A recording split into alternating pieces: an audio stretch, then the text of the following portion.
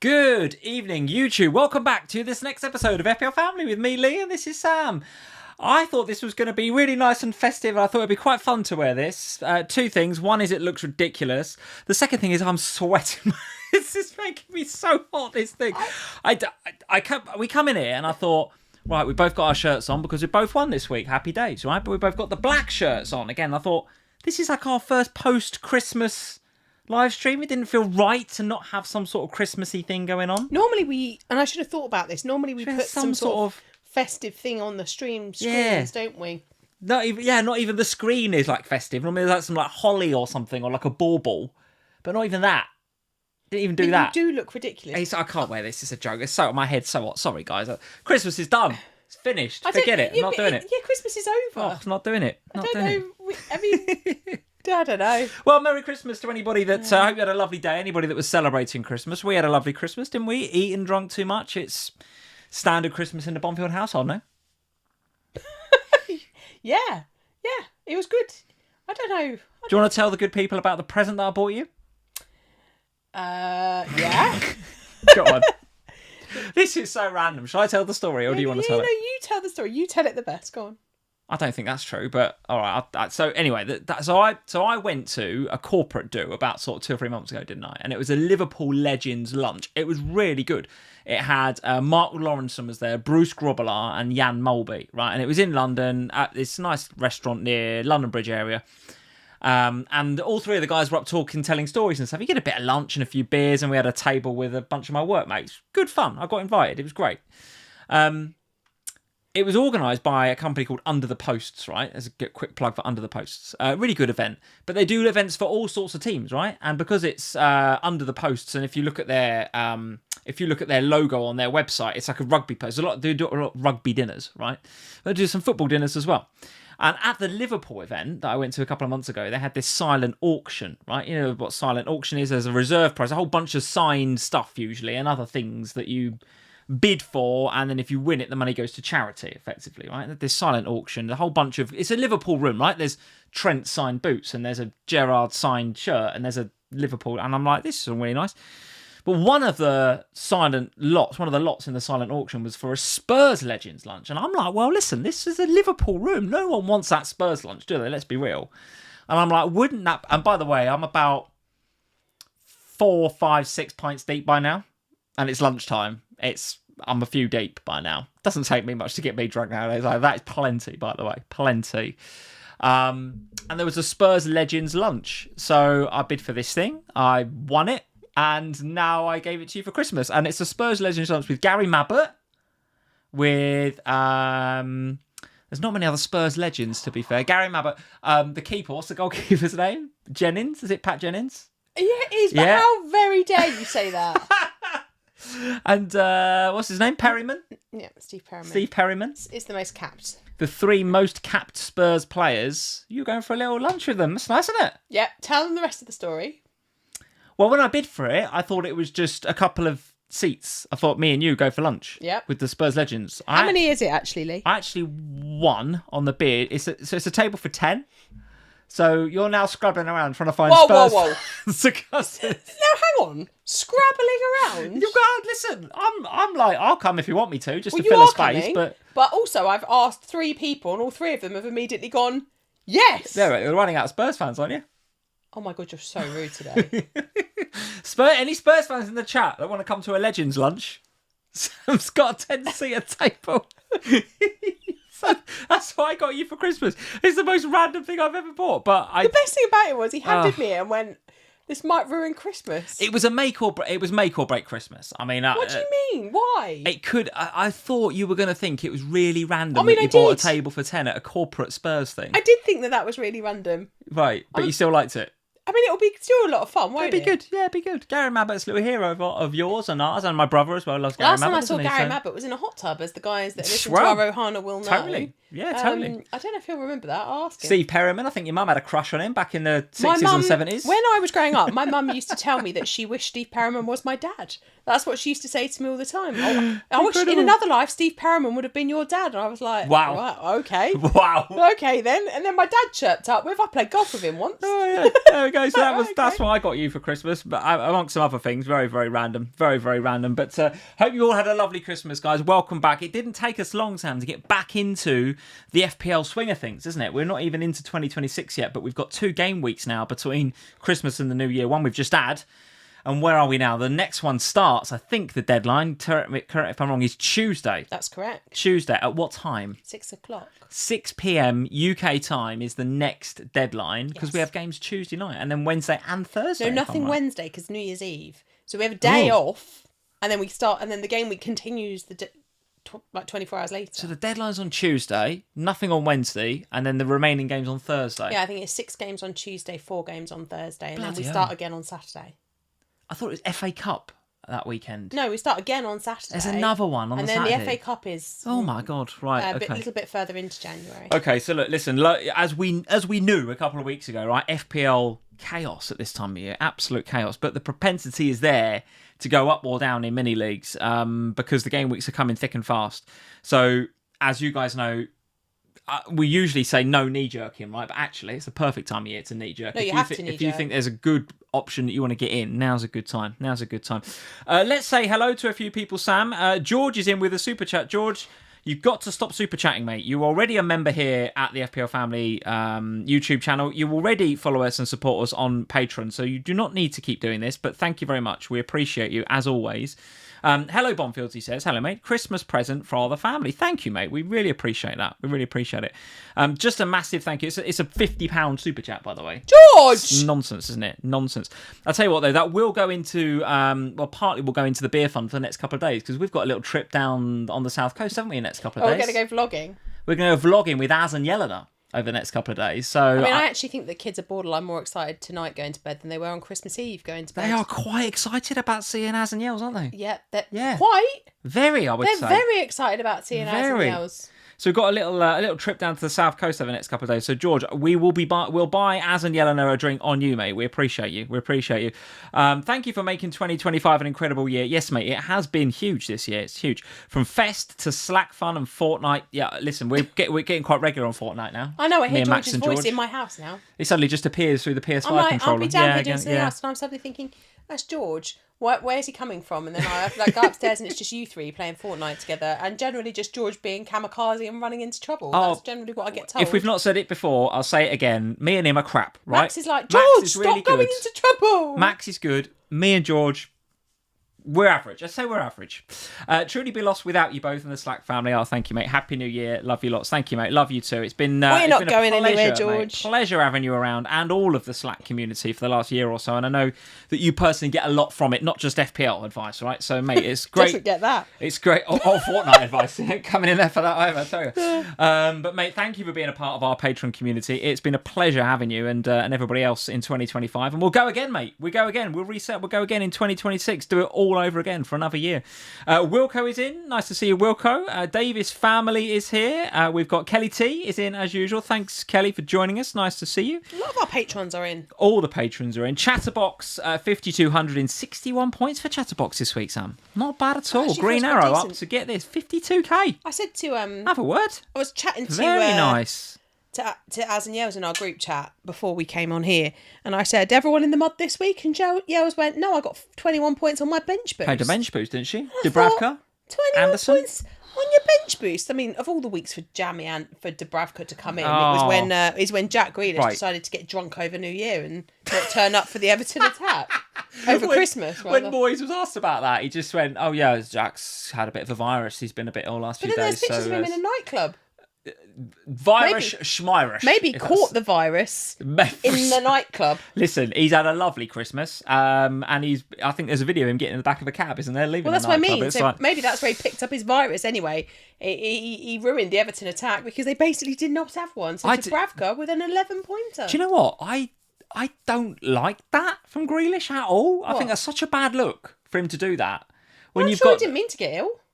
No, he's not ill though, is he? He's just pissed. He's hungover. Well, hang on, you had to go out Munoz before, and you had to retract your comments. So let's assume that actually Jack Grealish did get ill from going out. I think at a time when, and we sat here last week and said this, didn't we, that Everton will be missing a few of their influential creative midfielders. He could have bloody done with a bit of Jack Grealish's talent at the weekend, and he decided he was going to go out partying instead. What does that say to the rest of the team?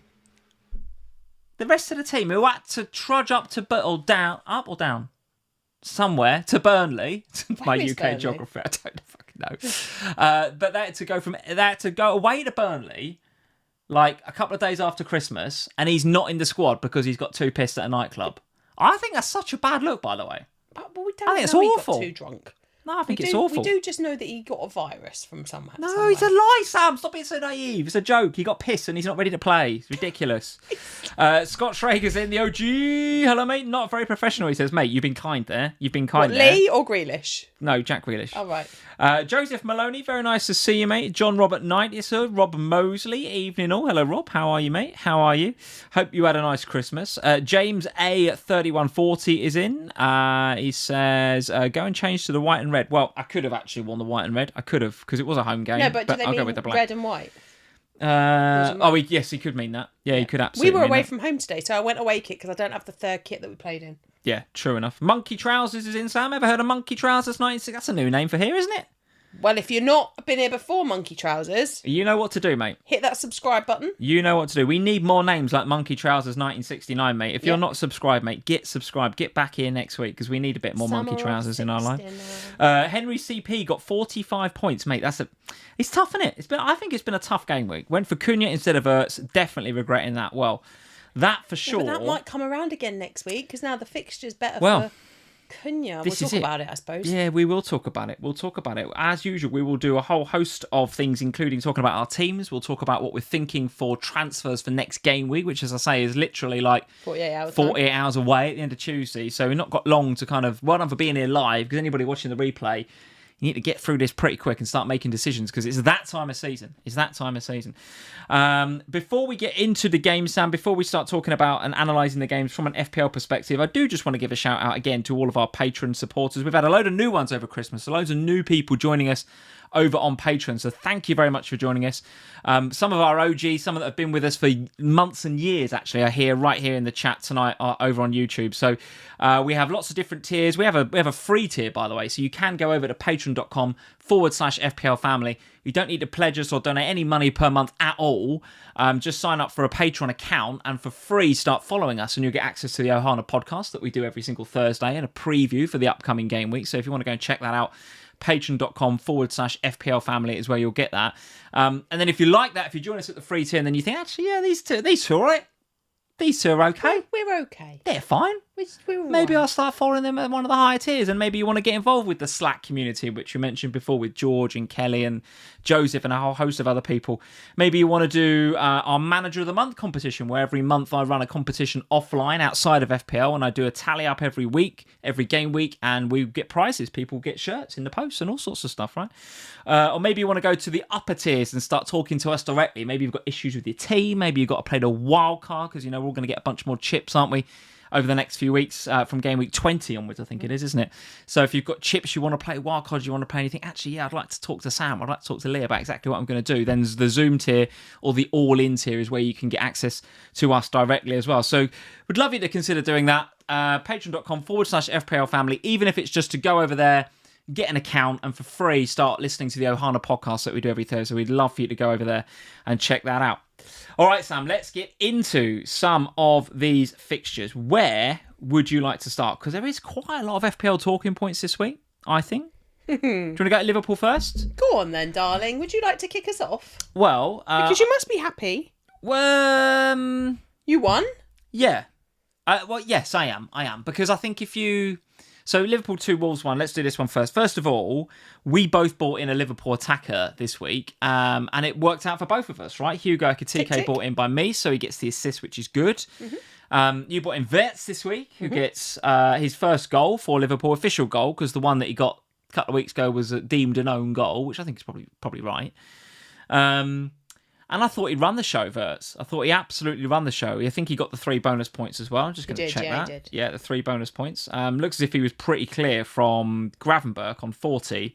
And then the next best was Curtis on 26, who got the 1 bonus point. So he and Gravenberch, Wirtz and Gravenberch, well up there. And Wirtz easily winning it with 45. So the two of them I think seem to be starting to build a bit of a relationship as well. And listen, I'm not getting overexcited because Wolves, right? You know, we will have more difficult games, and even Leeds will be that will be a difficult game coming up on Tuesday, Wednesday. But again, I don't know. There was a bit of me that was a bit like they had to play an occasion here a little bit. Liverpool, didn't they? It felt like a because of the Jota stuff, because of what was going on before the game. His kids are there, his family are there. Wolves have been up the day before, hadn't they, to do a little tribute to him, I noticed, outside. So, you know, at a time when, you know, maybe potentially they're all starting to sort of come to terms with a little bit and sort of handle that whole situation, and maybe starting some of them maybe to move on a little bit, you know, then it comes back again in this game, doesn't it? And all the kind of feelings come back. So there was definitely a bit of an occasion management having to be done during this game. So from that perspective, to get the win in those circumstances, I was really happy with that. There was Joseph, you're saying in the chat, a lot of emotion around. You're absolutely right. There was a lot of emotion. Obviously, it's a bit of a game of two halves, really. I mean, the first half I thought we played really well. We got a couple of goals in 2 minutes. But even in the first, I think, 5 or 6 minutes, Ekitike hits the post. That would have been a Wirtz assist, Ekitike goal.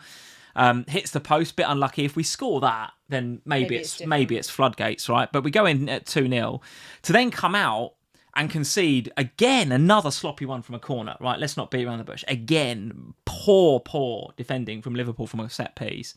And then it's nervy, isn't it? Like really, again, unnecessarily nervy. And how many times have I said this about Liverpool this season? We get to a really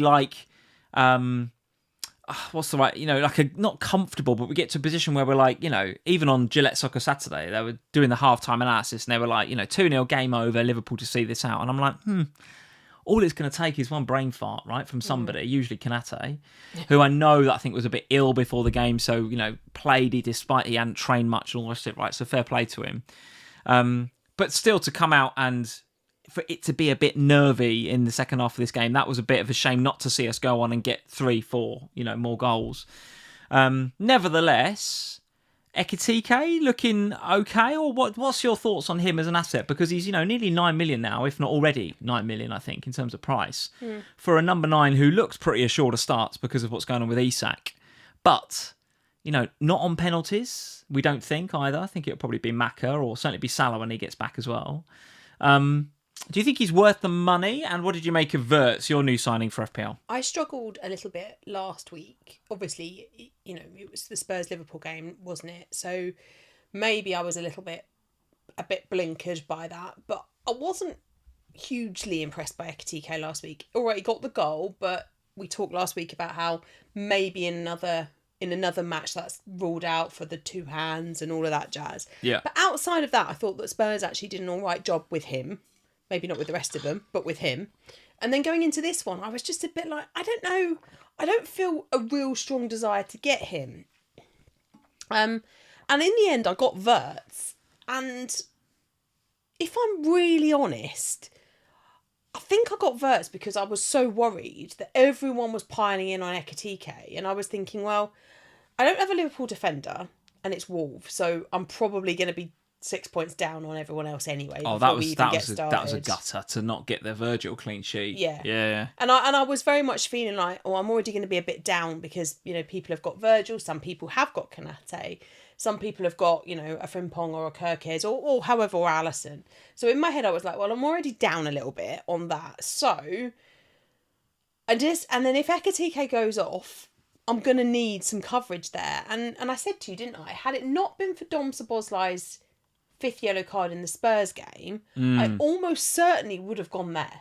Yeah. Because he was cheaper, it would have freed up money to go elsewhere. In the end, I thought, well, look, Wirtz is, as far as he can be, assured of starts at the minute because you're so light with AFCON and injuries and everything else. And he's starting to just find a little bit of form. Over the last couple of weeks, he has looked better. So I'm happy with him. I'm happy to have him. I'm happy to hold him now for a few weeks. I had kind of in my head thought, well, look, maybe I'll get him for this week against Wolves. And then if Cunha impresses me, maybe I'll swap him out for Cunha for 19 and target Wolves again. Oh, do like a bit of a hokey-cokey with them. Yeah, and then maybe I'll swap him out for Rodgers and target again. Like, in my head, I was so just kind of like... rotate that position. Yeah, okay. Yeah, so in my head, I was kind of like thinking, well, maybe that's how I'm going to play this out.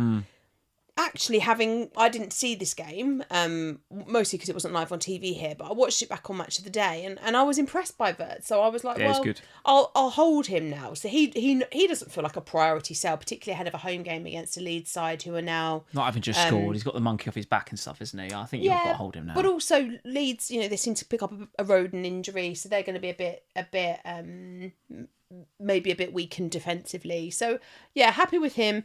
Ekitike is an interesting one, isn't it? Because his ownership is huge. He was the most transferred in by quite a substantial distance last week, despite the fact that it was Bruno Fernandes that had got injured, and therefore the midfield that people had the issue. It was still Ekitike that was the most transferred in. So that in itself tells you how big a movement it was towards the Liverpool number 9.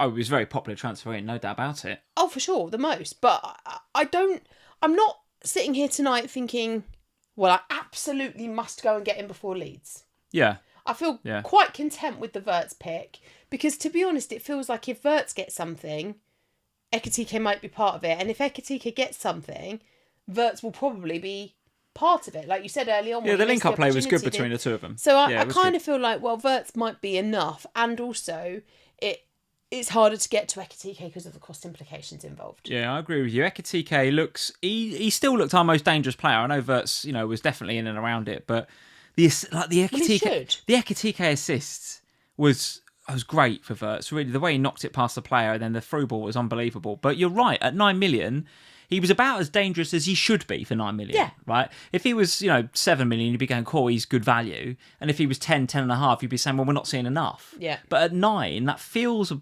about right for what we're seeing. So, yeah, I would like to... he's probably got to score, though, against Leeds. Otherwise, people will start getting a bit itchy, I think. Yeah, because because these two fixtures were the ones. I know your fixtures continue to be nice after Leeds. Yeah, but it's these two in isn't particular it? that people were like, well, Wolves and Leeds. Well, it's Emirates, isn't home. it? Soon after that, I think is it Emirates after that. I don't think it's straight after, is it? I think you've got a couple more in between, and then you get to Arsenal, haven't you? Oh, it's Fulham away, and then it's Arsenal away, So and before it's Burnley at home again. So that Arsenal away game in 21, that's obviously tricky. And I think with Ekitike, if he doesn't score against Leeds, I can see, particularly if some of the others start coming to the party. Now, we didn't see Bowen really this weekend. We'll talk about him in a second, but we did see Ollie Watkins, and we'll talk about him in just a second. And I can see, particularly with Villa's fixtures looking good from 20. Now, I've got Rodgers already in place. I'll talk about him in a second. But I can see if Watkins does all right against Arsenal, which is a big ask. But if maybe Villa win again and get their 12th win on the spin, which is entirely possible, I think, because they're flying at the minute, and Ekitike blanks against Leeds, you can already start to see an Ekitike to Watkins bit of a move, can't you? You can already feel that coming. Well, people will be looking for a way to get to these players in game week 20. Yeah. And what about the Liverpool defence then? Because I've still got Virgil. You sold Virgil van Dijk, haven't you? Yeah, I just had enough of you. Yeah, and I was gutted not to see the clean sheet come in here. I don't know what to do with him ahead of next week, I'll be honest. Like, Leeds at home that doesn't feel like a priority sell, does it? But who's to say Leeds don't score against us, right? I mean, it'd be stack on corners, wouldn't it? And they'll have plenty of strength from set pieces. DCL's on fire. You can... Look, and Dominic Calvert-Lewin with his Everton connection, like a bit like Richarlison wiping up your clean sheet. I could see Dominic Calvert-Lewin doing the same. Well, I don't even necessarily see it because of that. I just see it because Calvert-Lewin's just bang on form at a minute, isn't he? I can see Leeds scoring against us next week.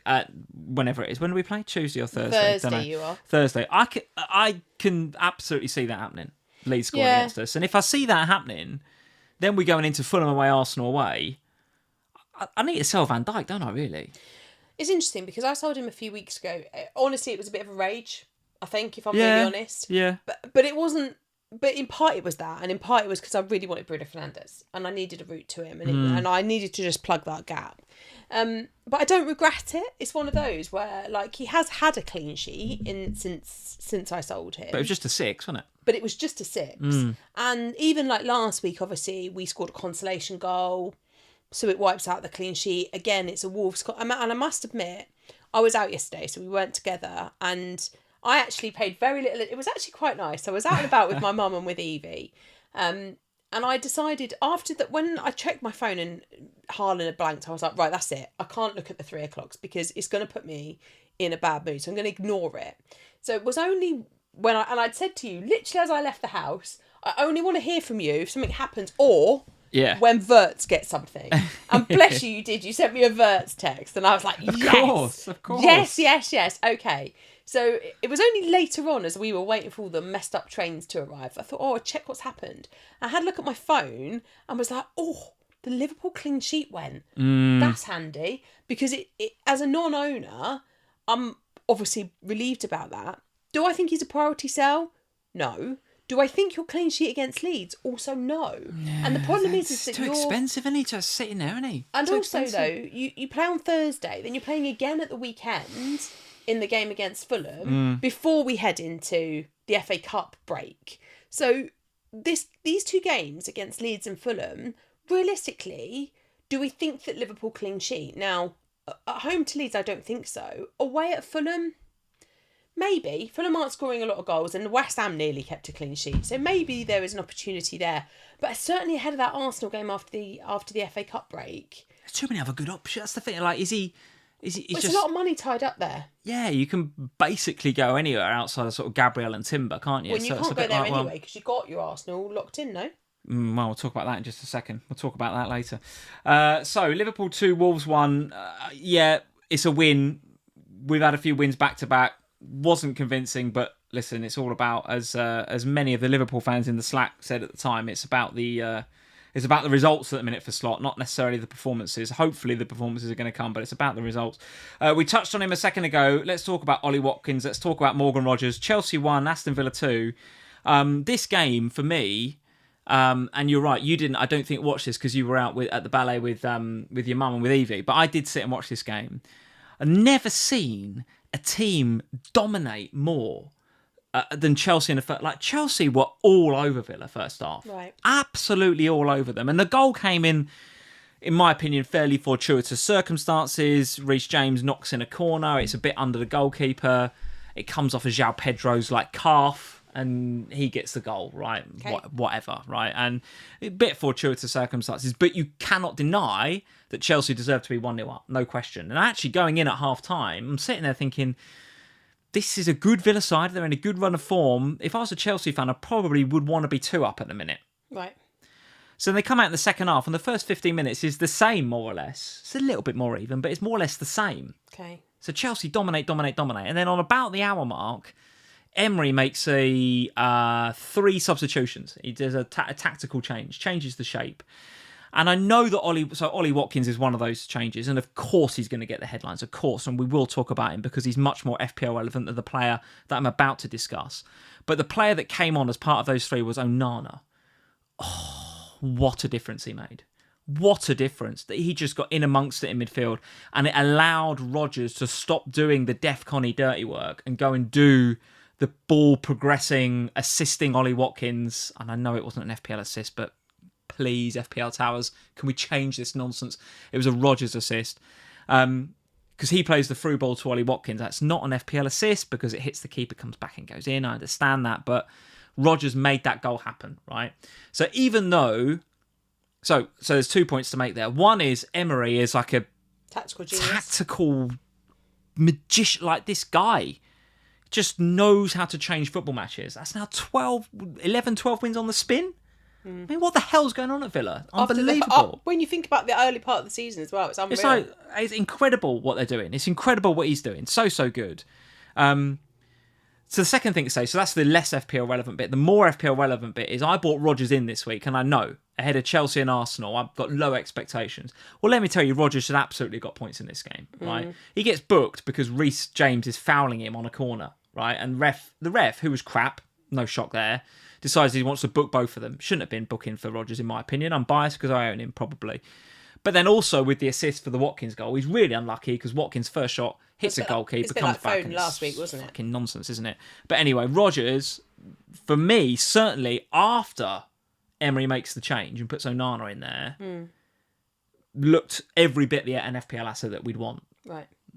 And I was going to add to the end of that sentence, from game week 20, I don't even mind if you want to bring him in for the Arsenal game. The way that they're playing Villa is so good. Yeah. So good. But we said, didn't we, last weekend, I think we sat here and said, what do you do about Villa? Do you go 2 weeks early knowing it's Chelsea and Arsenal? Or do you wait it out and ride it until game week 20 and then the fixtures look fantastic and then you invest? But let's remember that, game week 20 we have the weekend, but then we have that break for the FA Cup before we come back and then we're into it. Let's just have a look at Villa's fixtures from 20 then, since you mentioned them. So yeah, they are, if you look across the next 5 on the Fantasy Football Scout ticker, that Arsenal away game does drag them down to second bottom, right? So Villa are second bottom because of the Arsenal game next week in 19, or I should say this upcoming game week.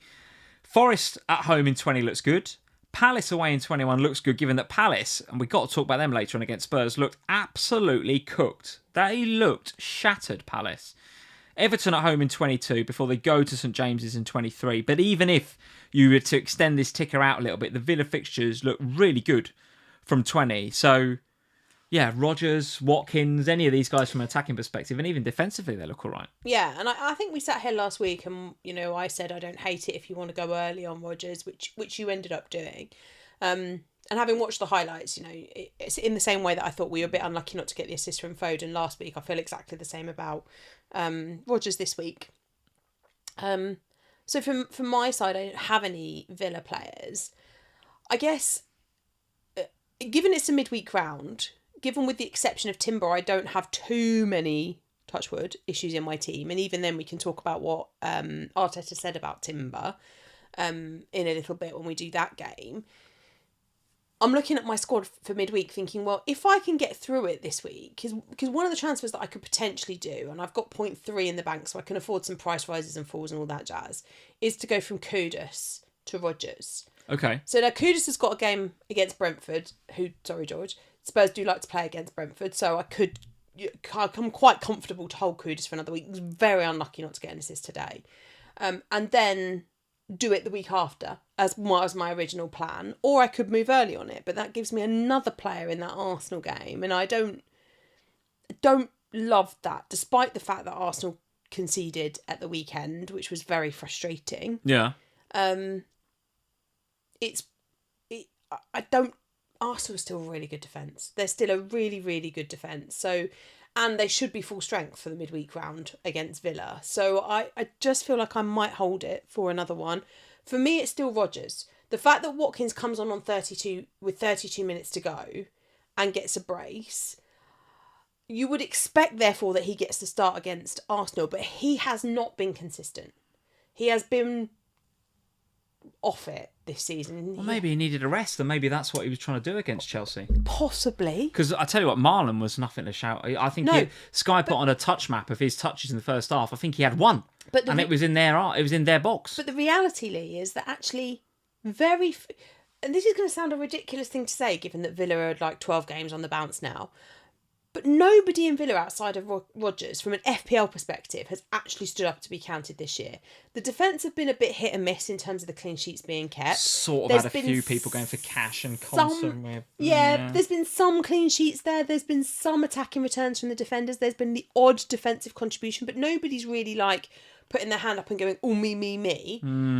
The midfielders have been okay-ish. If Rodgers is an exception there. He's not in the okay-ish. He's in the very good category. But everyone else has been sort of okay-ish. Tielemans with an assist here? Yeah, but even he's not been... If you look at his underlying numbers and the returns he's had in FPL, there's not really been much to shout about from his perspective.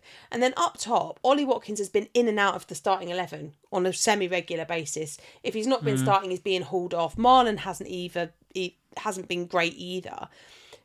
And I appreciate that this all sounds ridiculous because the eye test is being passed from a Villa perspective and the points in terms of the Premier League are being passed, but the performances from an FPL perspective outside of Rodgers just haven't really been there. You haven't been seeing the highs. So me... So if you had to go for just one right now from Villa, you'd go for Rodgers. Absolutely, because the other thing with Watkins is he's more expensive than Rodgers, and he isn't... he's not been guaranteed the starts and he's not been guaranteed the 90 minutes, unlike Morgan Rodgers, who's so important to the way that they play. So from my end, To go for somebody like Watkins, you're going to have to sacrifice a fairly big character somewhere in your team to afford Ollie Watkins. Well, that's why I say that's why if Hugo doesn't score against Leeds, you can see it, can't you? Yeah, people probably will on that basis. But, you know, if Hugo even gets one, it's going to be very difficult to sell him ahead of a Fulham game at the weekend when Fulham haven't exactly been setting the world on fire either. All right, well, let's talk about Chelsea then. And despite the defeat here, I still want to discuss Chelsea because for 45 minutes here, they were exceptional, right? Very, very good indeed. And the clean sheet looked pretty locked in because Villa weren't creating anything. But in particular, I want to talk about Chelsea because the next game that they've got coming up is Bournemouth. Now, Bournemouth are leaking goals left, right and centre. I know that Semenyo is still scoring them at the other end, but absolutely conceding goals all over the place before they then travel to Man City in game week 20. It's the West London derby against Fulham in 21 before, they don't leave London for a while then, is it? Fulham, Brentford and Crystal Palace in 21, 22 and 23. So is the right entry point for Chelsea game week 21 or can you go a little bit early knowing that they've got this really nice home fixture against Bournemouth coming up in 19? Where would you go? Well, I've said it a few times and it's been shot down, but the defence. I think Reece James is still a pick. I absolutely think Reece James is a pick, and I know that I think a lot of us have got kind of FPL trauma, haven't we, from Reece James because he gets injured and he's not in the team and they rotates him, but he's getting the minutes and he's taking the corners and he's taking some of the direct free kicks. I mean, I don't know if I'm going to go for him ahead of. It's that City game in 20 that puts me off, right? Because going to Man City, anything can happen, can't it? But from 21 onwards, I just worry with Reece James. Like he's had. Well, we all do, don't we? So we all do. He missed the game against Leeds in 14. After that, he had 2 clean sheets, and then he's had attacking returns in the last 2. So he's played 4 since that benching, and it was a benching in 14. Can he realistically play Saturday, Tuesday, and Saturday? Well, yes, because it's been proven in the last couple of weeks that he's been playing. But will they risk that? I'm not sure they will. Maybe they do because he rests him in the FA Cup the following week, maybe. Possibly. What wouldn't shock me, though, given that it's Man City next weekend... is he gets arrested midweek? Does he not play him against Bournemouth at home? Or does he bench him and bring him on if they need him against That's Bournemouth what I think will happen. I think wouldn't shock it, would it? I think Reece James will get benched in midweek because he'll want him for City, and then he'll probably also rest him in the FA Cup the weekend after. And then, after that, potentially Reece James is a decent option. However, the Champions League kicks back off again at the end of January, so there will be then the risk of it again in midweek. Because I think the Leeds game was around the Champions League. I think that was a rotation that happened around the Champions League. I can't remember. I'd have to go and check. But it's enough of a worry to me that I wouldn't want to go there, particularly when you're already like a man down on your sub bench because you've all got Guiu. Or you're a man down, like I'm 2 men down because I've got Guiu and Josh King who's not playing at all at the minute, which is a disaster. Yeah. So for me, it's not a risk I would take. The one I am interested in is now Gabriel is back for Arsenal. I'm thinking, well, I'd much rather have Gabriel than I would Raya. So do I go and get Bob? Yeah. Do I go from Raya down to Sanchez to enable the Gabriel pick again, because I'm trebled on Arsenal and I would rather have Gabriel with the upside that he has, be it just even in DEFCON. Because the problem with Raya is, and I said this before we even got him, it's 2 or it's 6 because he doesn't really make saves. So whereas Gabriel has the DEFCON and the attacking returns and all of that jazz. Whereas the difference here is that when Sanchez doesn't get the clean sheet, like in this one, he still gets 3 because we have that additional save points because he does make saves and he does pick them up. So you always have that potential upside with him, and he's 4.9, so he's like 1.1 million cheaper than Raya. So does Dubravka cover you in game week 20 though? Well, I don't have to do it now. Okay, I see. I'm not going to make a goalkeeper swap right now because I'm not going to Brighton away. I'm not going to straight away go in on Gabriel. I'm going to wait out, see what happens in midweek. So you're saying Sanchez maybe from 21, or he's on radar? But he's definitely. I think for me that's where I'm looking, because I don't. You know, you can go for a Cucurella if you want. If you've got Virgil and you want to swap out Virgil for another premium, you can go for Cucurella. If you done a bit of a hammy though, didn't he? But that's something you've got to be mindful of. I don't know if we know that for sure yet, but no, and not been flagged, which suggests that we don't know that for sure. Yeah, okay. The attackers I'm just not interested in at the minute. Still can't go Parma, can you? I don't think. Don't think you can go Parma yet. I think we'll be going there soon, though. I think it's going to happen. Oh, it will at some point. It's inevitable. But I don't, outside of him, like I keep saying I think Neto's all right, but he keeps blanking. So, yeah. All right. Well, Villa definitely on radar. Absolutely on radar, even with the Arsenal game coming up. So let's discuss that. Let's go to the Arsenal game. So let's click that and let's go to Arsenal 2, Brighton 1. So another really annoying clean sheet go. So the clean sheet goes again, which again on like just the odd goal, isn't it? Right? It's so often happening. But it does seem to have happened whilst their big players have been out. So I thought this week they'd be back to full strength. Like Gabriel was going to be back in the squad. Saliba was going to be there. I was like, right, okay, this is going to be great. Yeah. And then Timber's missing. Yeah, precautionary, I think, though, from what I've heard. I think so. And it's going to be okay, isn't it? I think from how it's been said, he looks like he'll be all right for midweek. Listen to the FPL pod. I'm sure Jules will give us some insight tomorrow. Yeah. But it looks like it'll be okay. But that does, whenever Timber's not there, or Gabriel's not there, or Saliba's not there, it does feel a little bit more susceptible to things. I think the point I'm trying to make here, though, is that they're all back now, and it looks like Timber's going to be back in midweek, or at least for the weekend, if not midweek. So when Arsenal get back up to full strength, that surely means you're going to be wanting to be invested in their defence again. The issue I have here is, do I actually want the double up of the defence anymore? Because Rice is looking like... I mean, it's so frustrating, isn't it? Because we sat and we watched Match of the Day together last night when I got back. And I'm like so impressed by Saka. I'm so impressed by him. He's everywhere. He's doing all the hard work. He could have had a hatful in this game. How he gets, like you guys are saying in the chat, Brandon's saying, how did Saka only get 7? I have no idea. I don't know. We've no idea. Know. He should have had an absolute hatful. It should have been a double-digit haul and a half from Saka. There's so many opportunities. But what's really infuriating about it is that then Declan Rice sticks in just another corner. That last week he sticks in the corner and the guy decides to handball it. This week, Ruta decides to stick it in his own net. It's mad. The Rice owners have absolutely shithoused points in the last couple of weeks. Yeah. It's unbelievable. Like, yes. That doesn't detract from how good he is. And everyone's like, oh, you're just bitter because you haven't got him. Yes, 100%. I am. Because I'm paying $3 million more for Saka, who looks incredible and just gets an assist. Rice gets more or less matches him in this game in terms of FPL points. And you're right, all he did was, okay, decent looking corner. But Ruta decides to OG it. Yeah. And Jake O'Brien last week playing volleyball. And Rice ends up getting like a double-digit haul. I can't believe how he gets the points, Rice. But as an FPL manager, I'm looking at that going, well, David Raya is getting me 2 most weeks at the minute. Yeah. The stupid defence can't keep its net clean. So why would you not get Rice, who's cheap? And, I could get Rice in. He's not that cheap anymore. Is he 7-1, 7-2? Yeah, but it's relatively easy for me to go from Kudus to Rice and downgrade my goalkeeper. And I've got loads. Do you know what I mean? Yeah.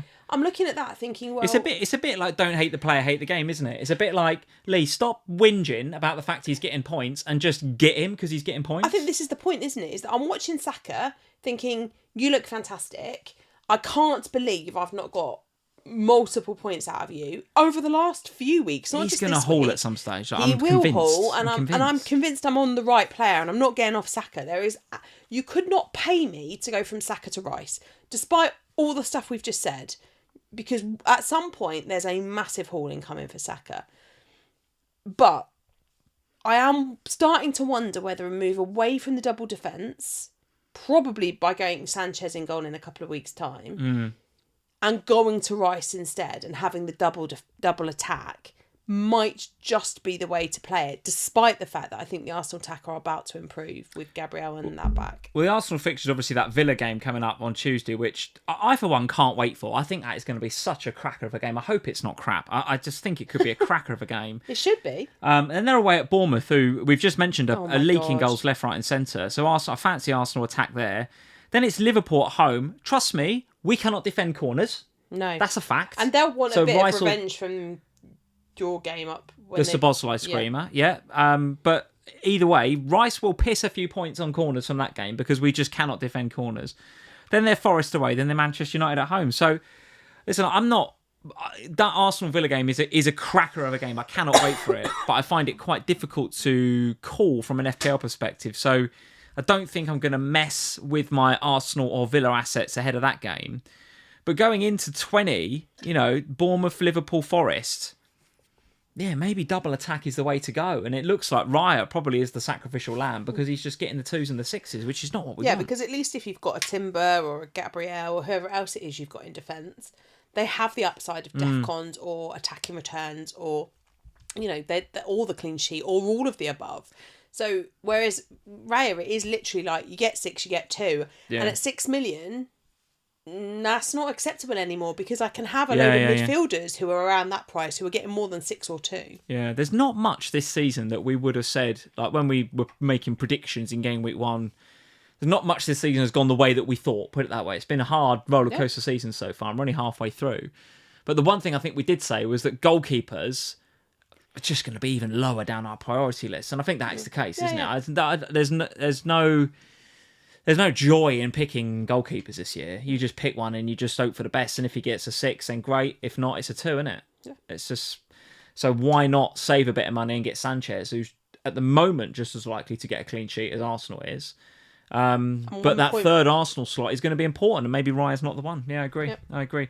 All right, let's move it on, Sam. Let's talk about Brentford 4, Bournemouth 1. As we said, Bournemouth leaking goals left, right and centre. But again, you've got to hand it to Brentford. Sharda with the hat-trick. I thought they were very, very good this game this week, Brentford. The one thing I will say, as a Thiago seller, I sold Thiago this week to go to Ekitike. Oh my God, have we got away with one there? Thiago Sellers, for him to come away from this game with just an assist, that is a bullet dodged. Let me tell you. Well, yeah, because... Could have had a hatful in this game, Thiago. Yes. I sort of feel like we might have been saying that for a few weeks, though, with him. No, he's had no XG for weeks and weeks, and then this game he turned up. The assist that he did get... Bloody hell, that's one of the passes of the season.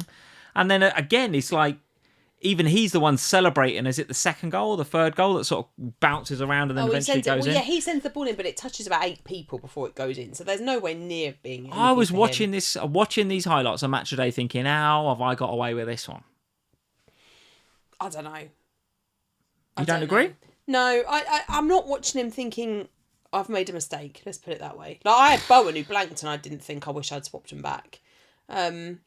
Well, listen, Thiago was... Sharda was the one who impressed me in this one. He was fantastic. Well, yeah, of course he impressed you in this one, but he's not one over the last few weeks that I've got. Sharda's one of them 1 in 6 games. Oh, one in 7, 1 in 8 games. Like every 8th game, he'll get a couple of goals and look really good, and we'll all go, should have got Sharda.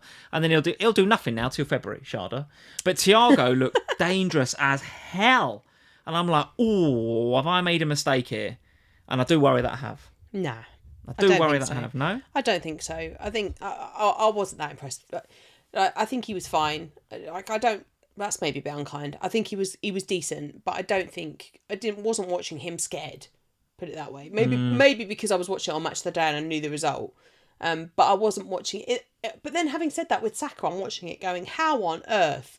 I didn't watch Thiago and think, how on earth has he not got more? Like that cross in is not.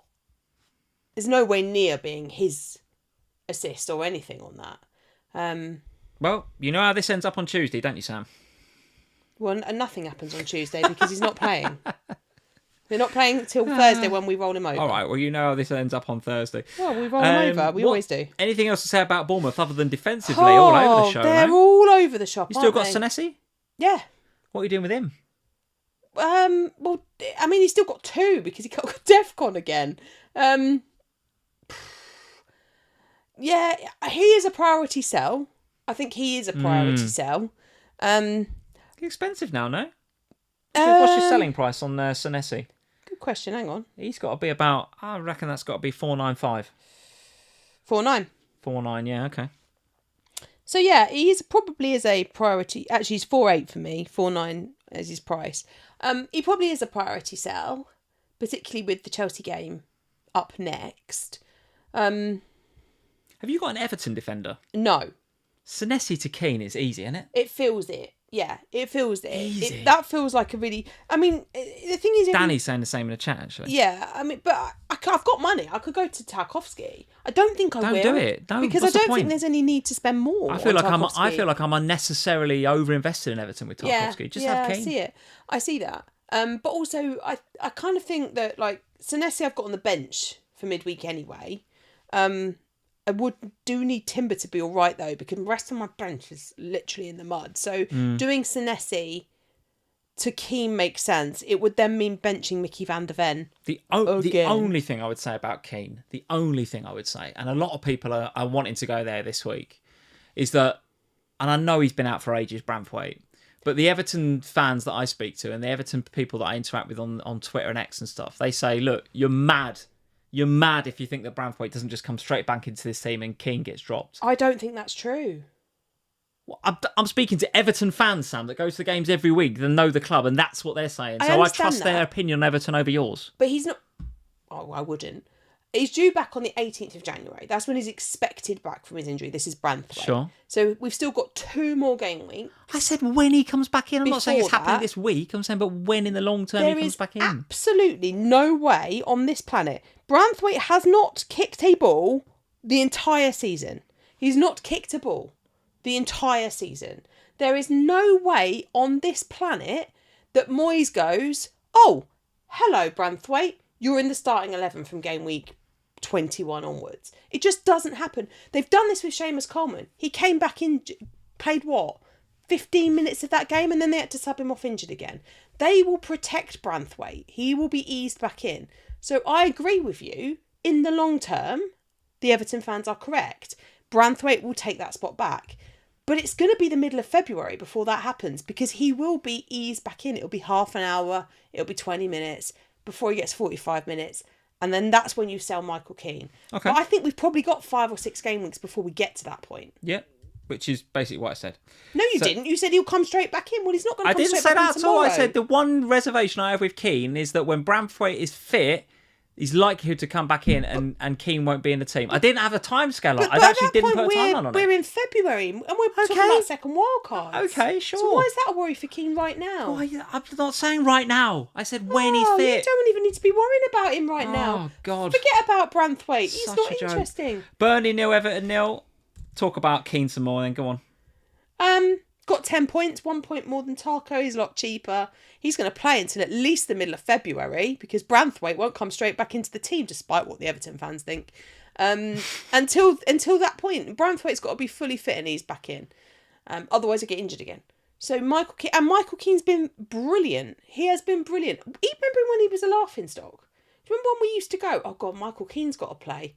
Target Everton. Not anymore. He's looking really, really good. The only other option I've thought about is to go from Raya to Pickford. That is an option, because the Everton fixtures are nice from now. So that is an option to get out of the double Arsenal defence early, is to go for Pickford, which would enable a Chelsea a more attack-minded defender, which I also don't mind either. Pickford doesn't save you that much more though on Raya. It's a downgrade, but it's not a huge downgrade, because he started the season expensive. I think this game, though, more or less played out as we thought it would, right? Everton struggling for creativity because Grealish is pissed and the rest of them are injured. Burnley, who, in your words, always score the odd goal, didn't score the odd goal. If you played Dubravka this week, well done. I think he got 11. He did, yeah. 11 points from Dubravka. Bloody hell, well done. If you'd been told prior to the kick-off or the deadline that Grealish wasn't going to play, I'd have been tempted to play Dubravka, because they've got no attackers at that point. It's just an Everton team with nothing. Yeah, but we've all got Raya, Verbruggen or Sanchez. Like, you're not going to not play those boys over Dubravka. Although some people will have. For sure some people will have. And certainly I think Sanchez, knowing that it was Villa, who were in good form, maybe. I think some people would have. It's just, it's one of those frustrating ones, isn't it? But yeah, I mean, Burnley, they get a point. That's 2 points in a row now they've picked up, I think. Happy days. So they'll be quite happy with that. Happy days. Yeah. There we go. All right, that's Burnley 0, Everton 0. That's all we want to say about that, really. Let's move to today. Let's go to your game then. Palace 0, Spurs 1. Go on, I'll let you discuss this one. What did you think? I mean, it weren't a great watch, was it? It was. No. It was. No. It was dull. Palace were tired.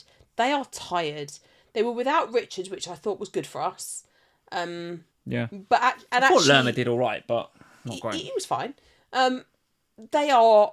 You were talking about you guys from set pieces. They are awful from set pieces. Like the fact that we are able to score from set piece in the way that it did today. You're the second best teamer from set pieces. Yeah, but in the way that goes in today from that set piece, they should be dealing with that. Like that's not a good set piece delivery bang bullet header. You know, that should be getting dealt with in that box. I think Danzo does a really good job to win it in the back post, but sure. Yeah, but I do think that should be dealt with. I think defensively they should be doing better from that. They were lucky. Richarlison needs to stay on side. I was annoyed with him for the second one because it's a Kudus assist. It's like, just on side, man. In the end, I think we deserved the game. I thought we deserved the win. Oh, yeah. Which is nice. They didn't ruin Christmas, as I told you afterwards when we finished the game, because that was my concern. From a Spurs perspective, like, Mickey van der Ven picks up 11 points today. I was happy with that. You'll see why later when we get to my team. But we won't keep many clean sheets because we're just not that way inclined. Palace had no real attack. They had no real threat today. Mateta looks exhausted. They miss that side of the pitch is really... They're struggling. They're struggling in attack. It's the intensity, isn't it? Like there's no, it's too much, like they're 1-0 down with like 10, 15, 20 minutes to go. And I'm like, right, okay, there's still time for you to get something out of this game, right? I didn't think Spurs were great. Like I agree you deserve to win the game. Great. But I wouldn't say you were amazing today. But like 15, 20 minutes to go and you've got more of the ball. They've given you time on the ball. And it's we'd have crumbled. If it had been a team that came out and went for us, we'd have crumbled today. We watched it with my brother, didn't we? He was round it watching it, Spurs fan also.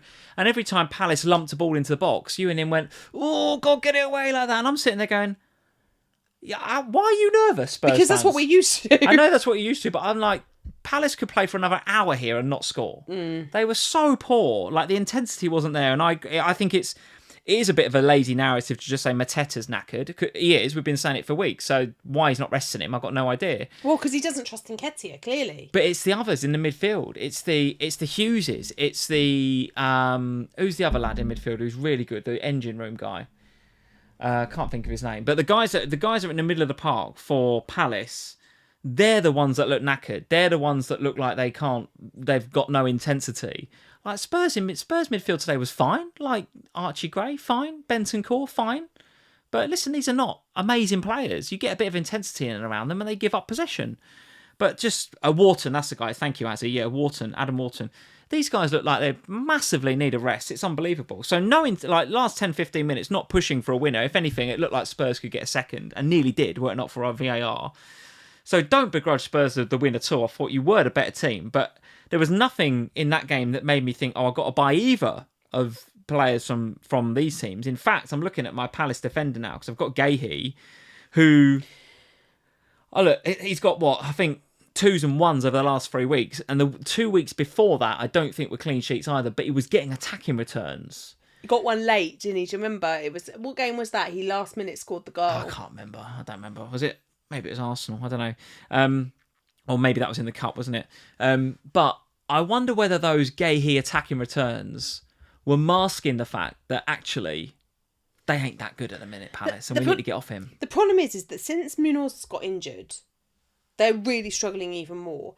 And because I think that injury to Munoz has come at the same time as the season is catching up with Palace, because they started extra early with the Community Shield against you lot. And they said it in the commentary today, they've got a much smaller squad to start from than most of the rest of the league. So when you've got a small squad and then you add to it something that they've never had before, which is playing additional fixtures. So normally Palace would have played just the League Cup and just the FA Cup. And all right, they might have gone on a cup run, but they're unlikely to go on 2 cup runs. So it's basically the 38 Premier League games plus however many games you might get in a cup, say 5, 6.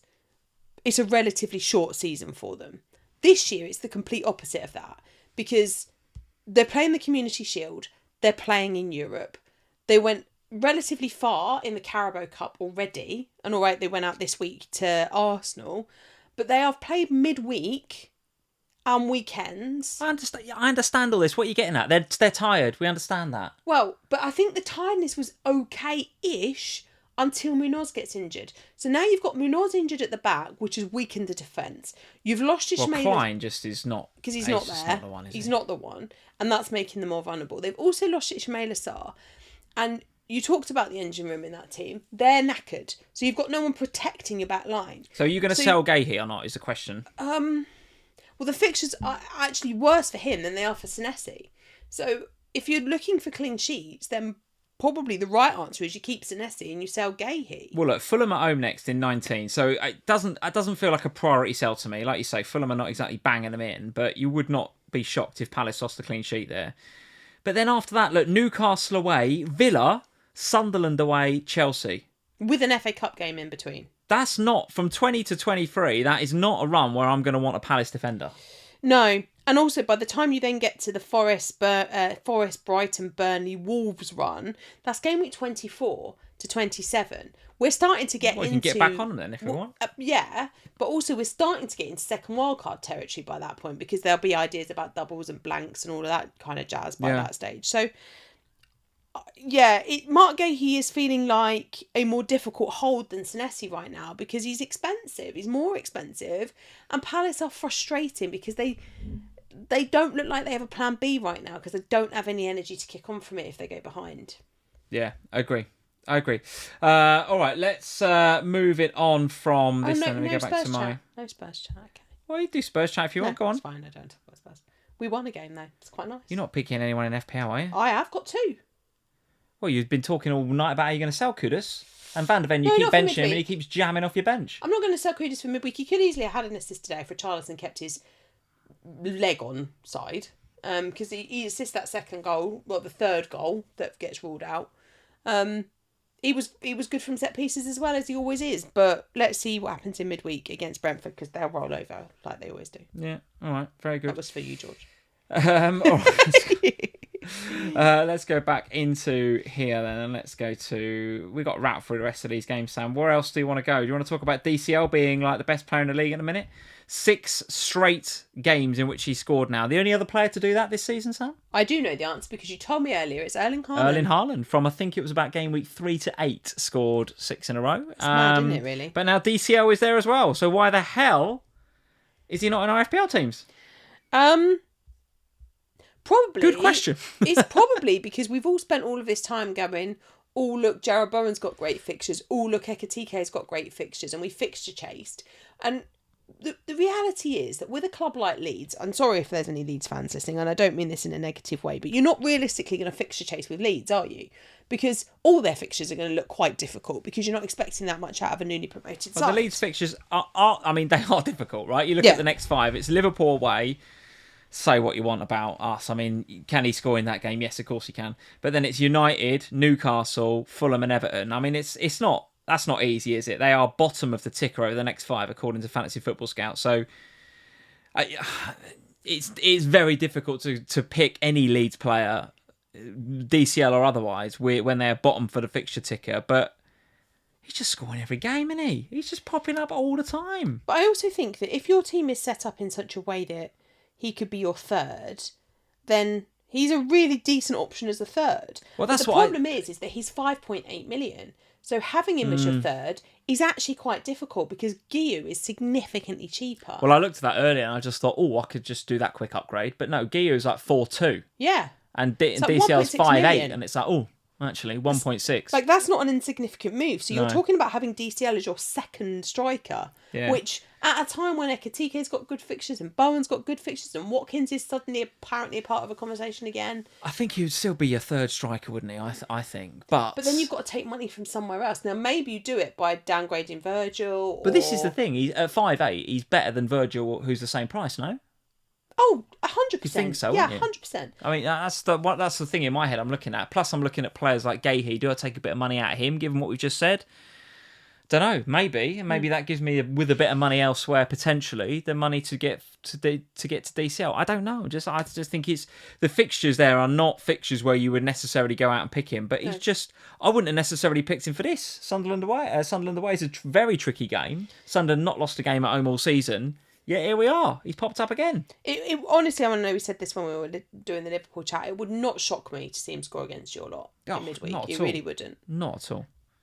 All right, let's move it on.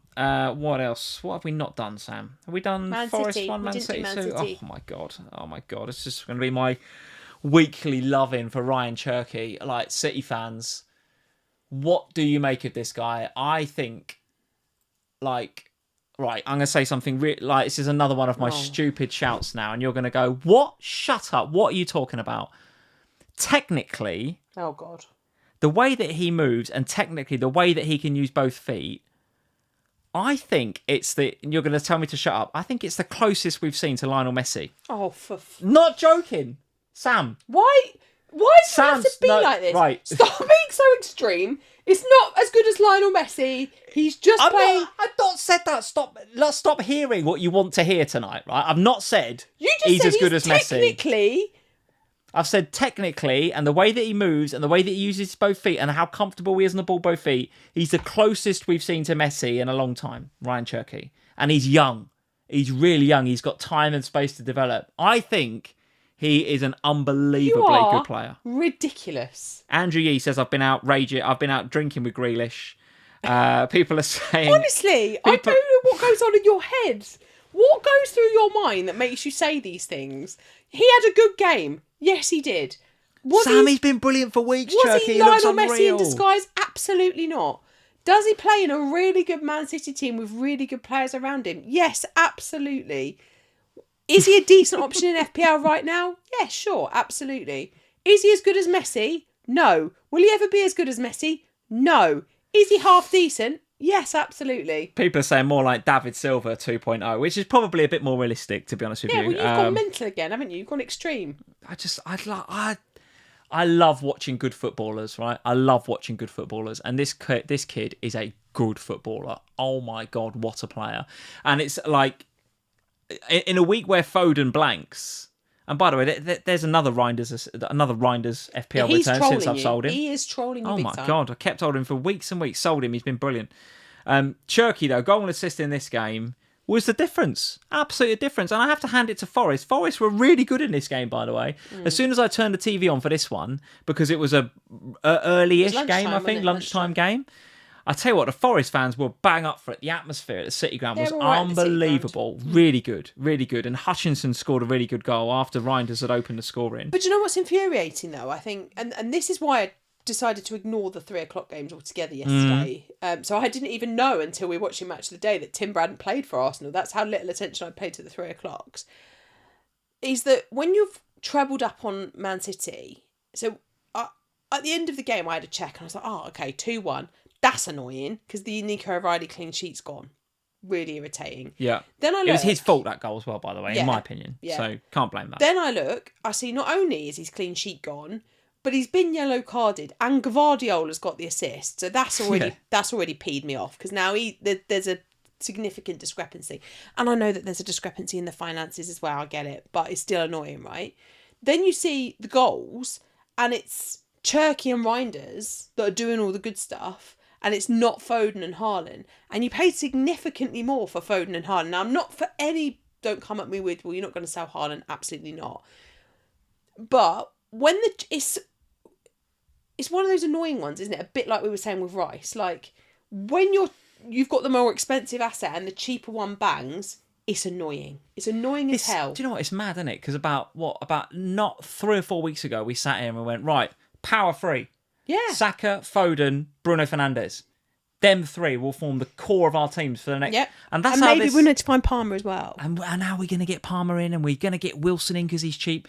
But that's the power three. That's the core of our team for the next few months. And it's just like, here we are talking about Foden to Cherki, seriously. Bruno's out the team because he's injured. And people have gone Saka to Rice. It's like, that's how this season's going. You just got to be flexible. Yeah.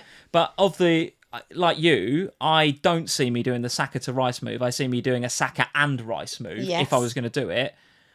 I would be tempted by a Foden to Cherki move. Well, last week, everyone said, is the end of Foden's purple patch because he blanked? And we sat here and I said, no, because if you watched it on Match of the Day, he was really unlucky because he's the one that passes to Haaland. Last week, yeah. Haaland has the shot, it comes back, he doesn't get the assist, blah, blah, blah. There are other moments in the game. Roll forward to this one, that narrative doesn't exist. Because I'm watching Match of the Day, because I obviously, again, didn't watch this game, and I'm thinking, where the hell's Phil Foden? Yeah, the problem with Foden is when it ends. We know this. The thing with City midfield, though, it feels like any one of them can go off at any one time. We've been here before with City midfield, haven't we? It's just as soon as you take Foden out and replace him with Cherki, but Foden he'll get a couple of goals. He's streaky. And when it comes to the end of a streak, he does tend to go for a chunk of time where he does nothing, and then he comes back good again. He wasn't bad. Like, you're talking as if he wasn't in this game. He's like, he hit the post, he was in the game, and last week, he was really unlucky not to get points.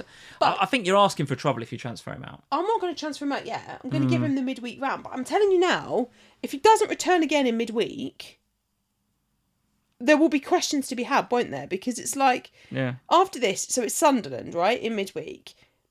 All right, Sunderland are much better at home. But after that, then it's Chelsea. So then I'm starting to think about where am I going next. Then it's Brighton before the Manchester derby. You have to start looking at it, I think. And there will be, and if you're looking at money elsewhere, if we are seriously saying that we want to upgrade Guiu, even if we're not being serious about Dominic Calvert-Lewin, but if we are starting to think about the fact that maybe Ollie Watkins is coming back into the conversation again, maybe we don't want to burn a forward slot, then you do have to think about, can you save money elsewhere? And maybe Foden to Cherki is an option. Right now, I would not do it. On the basis of this week, I would not. But if over the next couple we start to see the consistency coming, maybe there's a conversation. That's all I'm saying. The thing with the City midfield is whoever gets up and around Haaland will get FPL points, right? Yeah. And while Doku was playing, Foden is central and in and around Haaland getting the FPL points. Doku's not been there for a couple of weeks. Foden has to go a bit further left than we'd like in FPL, right? Yeah. I know he drifts centrally, guys, but listen, he's been asked to play a bit more left. So who is it that's getting in and around Haaland over the last couple of weeks? It's not Cherki, it's Reinders. Reinders is a player this week who was a little bit deeper to start with, but then if you watch him as the game evolves, particularly in the second half, when Pep's has a bit, not just gives him a rocket at half-time, presumably, but also tactically tweaks it to tell Reinders to push on and support Haaland more, he's the one that gets the points. Yeah. It's like, Haaland is so good at just the hold-up play and the occupying defenders, we've said it week after week, that whoever's there with him will benefit. And when Doku plays, or when Semenyo plays there, because that looks like that could happen, that transfer looking like that's going to be on, then they'll have a proper bona fide left winger in either Doku or Semenyo. Foden will go back central, support Haaland and get the points. That's the narrative that I'm going to plug, and I think it's right. Well, if Semenyo goes there, which you're probably right, that adds a whole new element of chaos to who we pick in FPL, and some people will then end up with 4. But I think that if Semenyo goes there in the summer, Semenyo goes there in the next couple of weeks, which it looks like he might. I think that makes Foden just a brilliant pick, because then it's just Foden goes back into being like the danger man off for Haaland. Yeah, but I think if Semenyo does go there, you've got a whole other conversation about, well, do you just have Semenyo instead because he's cheaper? Well, no, because those wide players don't tend to be the ones that get all the FPL points. They don't get the braces. It's whoever's in the centre supporting Haaland ends up with the braces. They will end up with some assists, those guys. Yeah, but I think we just have to wait it out with them. Well, I just think we'll see a regression in XG from Semenyo, but maybe more XI. I mean, the reality is that we are trebled up on Man City anyway, as a lot of people are. So it's going to be a case of watch and wait and just see. But if Foden blanks again in midweek... Yeah, people will start selling him for Cherki. They will. Particularly if Cherki gets a return in midweek. All right, very quickly, we've got to do Man U 1, Newcastle 0. Oh, God, this one feels like it was ages ago. It does feel like a long time ago, yeah. I don't want to talk about how Dalot gets an assist for a throw-in like that. It blows my mind that he can get an assist. I don't understand why you've got such a problem with the assist from throw-ins. Because it's just it makes a mockery of everything, doesn't it? No. The fact that Rodgers can't get an assist for basically a great assist for Watkins at the weekend, yet Dalot throws it in, it gets cleared by a defender. One defensive touch. And then I understand. I'm not saying it's not the rules. I understand the rules. I'm saying the rules are crap.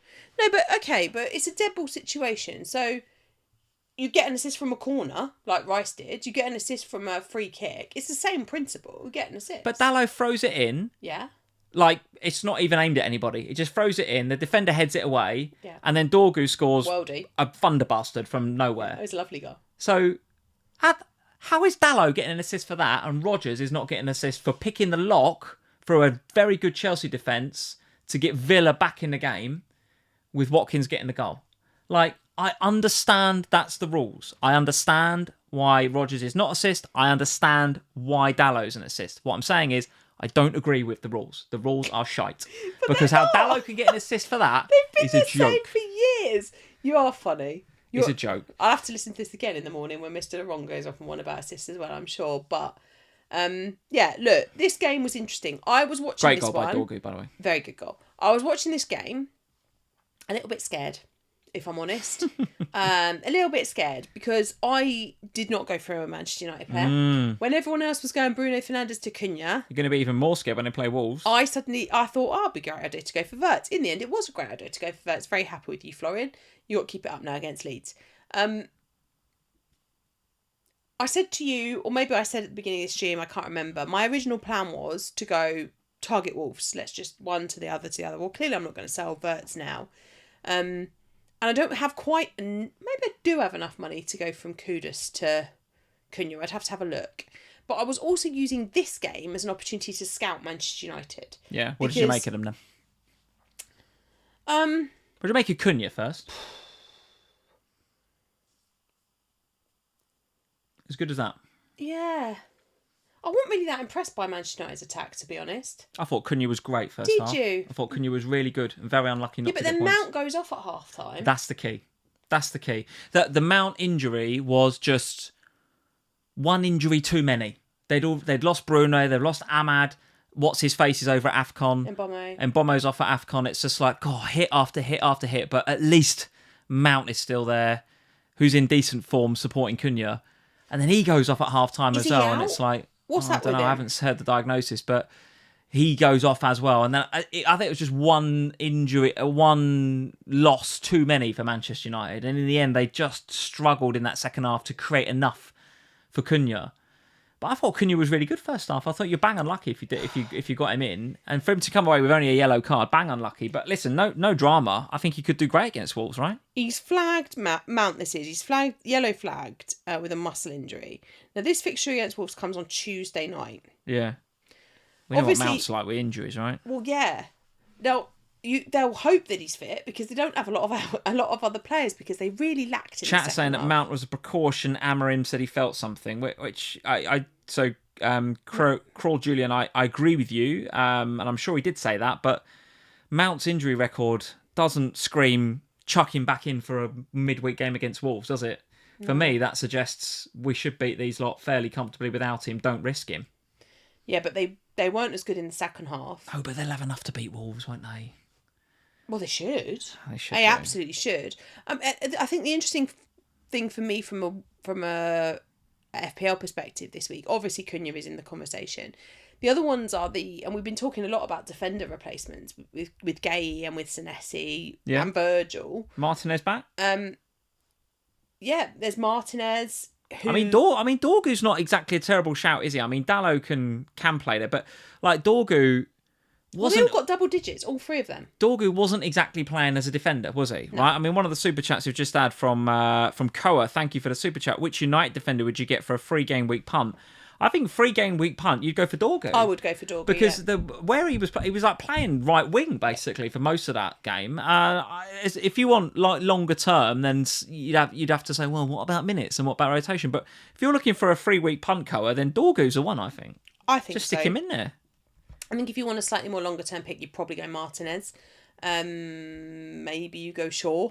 But, we got double-digit hauls out of 3 of those 4 defenders. Shaw got 5 because I think he got booked. He did get booked. The others got, I think Dorgu got 17. I think it was 13 and 11 or something like that. The points for them guys. Would you make it a goalkeeper?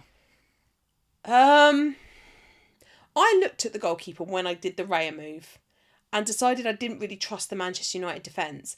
I still don't know if I trust the Manchester United defence. This is my slight issue. is that... He's a good keeper, though, this guy. He's a very good keeper. I think they've nicked him. What is he, 13 or 14 million they paid for him? Oh, I don't know. But I think they've he's nicked a good him. He looks all right. He's certainly better Very than good. Onana. He's certainly better than Onana. Well, I'm better than Onana, but this guy looks all right. I'm not sure you are. But I still don't know how much I trust them, which is why I think I like the three that we've just discussed, because they have some attacking threat, particularly Dorgu at the minute. But, you know, when you look at the fixtures that Manchester United have coming up, obviously the Wolves game is lovely. But then after that, when I was looking at the fixtures, I was thinking, well, realistically, do we see clean sheets coming? And even the Wolves game, they've shown against you lot that they can score. And they did score. They scored against Arsenal as well, didn't they?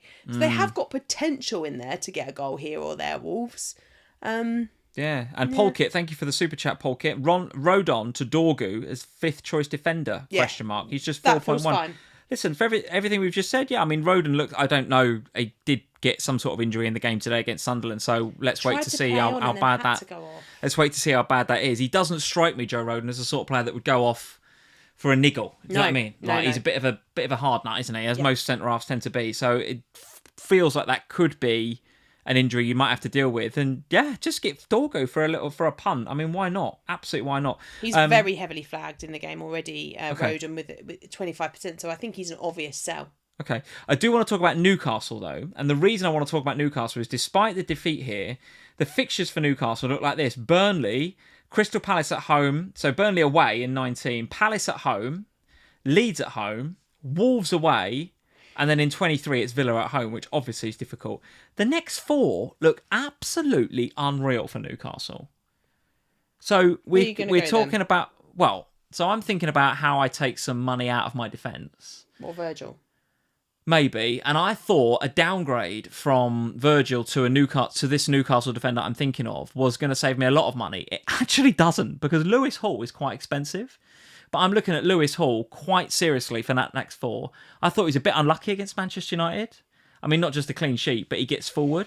He likes to get forward. We've seen this before in previous seasons. Well, he was phenomenal last year. He's got a bit of assist threat. Yeah. I like him for that next 4 in particular. Obviously, when it gets to 23 and it's Villa home, I'll have to think about what I do with him then. But in my head, Lewis Hall was 4.5. So when I looked at him and he's like 5.2, I was like, oh shit, I was hoping I'd save myself quite a lot of money there. But it didn't put me off. I was like, could I go Virgil to Hall? It might not be one that I want to do this week, given that Virgil's got Leeds at home. And I know they've got Burnley, but it is Burnley away. But Palace at home, Leeds at home, Wolves away. I think I want some Newcastle coverage. I don't mind Lewis Hall. I don't mind him at all. His returns have not been great, though, have they? Like, looking back at it, 2 points... how many clean sheets? They've had no clean sheets since... game week 7. Yeah, but it's a fixture play, isn't it? I mean, then those fixtures, the next 4 that I've just read out there, you're banking on some clean sheets from the fixtures. Yes, you are. But they did not keep a clean sheet against Burnley in 15. They didn't keep one against Sunderland in 16. They didn't keep one against West Ham in 10. Who have they got to play? Burnley, Palace, Leeds, Wolves next 4. Yeah, so these are not teams that they have kept clean sheets against already this season. That is my one concern about Newcastle, is that they always feel like there's just... I had Nick Pope for ages. Well, not for ages, really, because he got injured and I had to sell him. But I had Nick Pope, and it was one of my big regrets as part of my wildcard that I went for Nick Pope, because they just don't keep clean sheets. They concede the odd goal here or there. They will over that next 4, though, is my point. But my point is that they haven't in the reverse of the fixtures. So they've played these teams already, and they did not keep clean sheets against them. They conceded to these teams. So you should see clean sheets here. Yes, absolutely. But will you? Burnley, I'll roll it out again. They nearly always score a consolation goal. Nearly always I know score. that they didn't against this week. Everton. I know that they didn't this week. I think they're quite happy with a 0-0 draw, to be honest. I don't think they were trying to attack because they didn't have to. I think in a season where, again, not happy with my rank, we'll talk about ranks in a minute, but I'm nowhere near where I want to be. Like the Wilson pick a couple of weeks ago, I'm trying to put myself in a position to get lucky. And with the way that Lewis Hall gets forward, given what we've seen from him in previous seasons, in that next 4 somewhere, there's a clean sheet and an assist and a 12-pointer somewhere. And he's low ownership, and that will make a difference. Okay. I just think you're putting yourself in a position to get lucky with going with something. You can go Chow as well, right? It wasn't that many. That was a few weeks ago. Chow scored that header, didn't he? So I think he's 5-1 and I think Hull's 5-2. So there's not much to choose between them. But, many will look at Newcastle and go, well, you're madly. You need to be looking further up the pitch. What about Gordon, Voltemade, and maybe even Harvey Barnes, players like that? Any thoughts about those guys? The problem with Voltemade is that we've all sold him, or a lot of people have sold him. Getting him back is hard because we've replaced him with a Bowen or an Ekitike, and we've done that because of the fixtures being nice for them and because he lost his form. So it's quite hard to get him back in, particularly if you're trying to get up from McGee. He's difficult. Anthony Gordon feels like an easier in. Bruno G? Still on 4 yellows, Bruno G? Or has he done his time now? I think he might have done his time. I don't know. Choutout. I don't know. I haven't been closely counting Bruno. Oh, the mic's... You've literally just taken your cable out of your microphone. Actually, excellent. Excellent. Plug that back in. It was all this Bruno Guimaraes chat, wasn't it? I know. See if you can fix that. We're also at an hour and a half, Sam. We've got to move on. We've got to get to our scores. This is mad. Just while you're figuring out the technical issues, thanks for the super chat, CMD. Best Bruno replacement, Cherki, Gordon or Palmer? Well, I don't think we'd be going for Palmer at the moment. I'm sure he's going to be an option for us in the future. But Cherki or Gordon, I think CMD. Given these fixtures up, I know you're hoping for pens, aren't you? A little bit with Gordon. He's not exactly firing him in from all play from open play. But again, you've got to put yourself in a position to get lucky. And those next four. A Newcastle player. I don't know who I'm going to have yet, but I'm definitely going to have somebody from Newcastle that's going to be a differential for me over the next four, and I'm going to put myself in a position to get lucky. I think it's going to be Lewis Hall. Let's get to our scores then, Sam. Bit of an average week for me. 39, below par, to be honest with you. My game week ranked 9.3. Was it that bad? Holy shit, it's a bad week then, wasn't it? Okay. Much worse week than I thought I'd had. Game week rank of 9.3, 39, which is crap. I think we should make a little feature of this. Spot the difference. Like Rodgers looking very much like Bruno Fernandes there. Ekitike looking very much like Thiago. I've changed the players. I bet if you look at your bus team, I've done them properly. I'm sure you have. My defence, which I thought going into this week looked absolutely brilliant. The Virgil getting 2 and not a clean sheet at home to Wolves is a sickener. I thought O'Reilly had a pretty good chance, plus potential attacking returns. Timber, I thought, at home as well, could be good. Tarkovsky actually did come in with 8. It was 9, but he got a bonus point taken away from him like a couple of hours ago. Same as Senesi last week. Damn absolute annoying. Joke. And then Gahey was my substitute on for Timber, who, concedes at home to Spurs. So going into the week, I thought I might have even played 5 at the back. But as it was, they let me down massively. Couple of assists in midfield, one from Wilson, one from Saka, but that's it. That's it. The Ekitike assist was fine as well, right? But no goals at all in my team. No goals at all. Really, Tarko saved it. And even then, between him and Keane, I don't know what Keane got in the end. Was it a 10 or 11 pointer? So even then, I've got the wrong Everton asset, haven't I? Probably. Certainly from a value perspective. So, yeah, game week, ranked 9.3, down from 630, 640, down to 783. Rubbish. I was having such a crap season. After a few green arrows in a row, crap week. But like I say, I'm willing to take a few risks with the likes of Lewis Hall to get that back on track. So this is my bus team for next week. They're all looking right now. They all look right now. Raya and Timber, we're going to see how Timber is. Because if he's not available to play against Aston Villa, probably he will be the one that goes out for Lewis Hall for me. Probably make that transfer. Timber, yeah. What? Okay. And the reason I will do that is because when I want to bring an Arsenal defender back in, it will be Gabriel. It won't be Timber. So I'll take Timber out for Lewis Hall this week, and then I'll probably do Virgil to Gabriel next week. Oh, okay. Probably. We'll see. I don't know yet. The midfield is probably okay. I'll stick with that. Of the four of them, I'm probably most hoping for Wilson to get something at a lacklustre Crystal Palace, right? And then Haaland and Ekitike up top. Tarkovsky away at Forest. I think I saw enough from Forest against Man City this weekend to bench him. But I might change my mind there. But like I say, I want to hear... Who's away? What do you mean, who's away? Is Tarko at home or away? No, away at Forest, according to your ticker anyway. Yeah, because Forest are better at home than they are away, for sure. Yeah. So, yeah, Timber to Lewis Hall might be the transfer I make. Maybe. If Timber's ruled okay, though, would you still do that move this maybe, week? Yeah. maybe because it's Villa, isn't it? And having a double Arsenal clean sheet against Villa, I don't really like that much. Although if Villa went, you would not surprise me if Villa went there, tried to get maybe a draw. I don't know. If Timber was all right, I'd have a decision to make. But if Timber's ruled out of that game, then Timber to Lewis Hall is probably a transfer I'm willing to make. Let's talk about your score. Better than me, 46. Talk us through it. Yeah, well, it's a similar tale of woe, really, in terms of the Arsenal defence. Obviously, Raya not keeping a clean sheet's frustrating. Timber auto subs out much better than your gay he won. Mad that. Van de Ven off the bench for an 11-pointer. That's saved your bacon, isn't it, that?